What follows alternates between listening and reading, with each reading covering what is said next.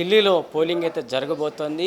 7 లోక్సభ స్థానాలు ఢిల్లీలో ఉన్నాయి. వీటి కోసం ఎన్నికల ప్రచారం అయితే ముమ్మరంగా సాగుతోంది. మే 23 సాయంత్రం 5 గంటల వరకు ఎన్నికల ప్రసారాలు జరగబోతున్నాయి. దీనికోసం అయితే తెలుగు రాష్ట్రాల నుంచి ఢిల్లీకి తెలుగు ప్రజలు చేరుకున్నారు. దాదాపు 7 లక్షల మంది ఢిల్లీలో తెలుగు ప్రజలు ఉన్నారు. వారందరికీ కూడా ఇటు మోడీ చేసిన ఈ 10 ఏళ్ళలో చేసిన ఘనత కావచ్చు, అభివృద్ధి కావచ్చు, వాటన్నిటిని కూడా ఢిల్లీ ప్రజల ముందు పెడుతూ కూడా ముందుకెళ్తున్నారు. ముందుగా ఇప్పుడు ఢిల్లీలో చాలా అంశాలను వీళ్ళు దృష్టిలోకి తీసుకొస్తున్నారు. ఇటు మురుగు కాలువలు కావచ్చు, ఇల్లు లేని వారు చాలామంది ఉన్నారు.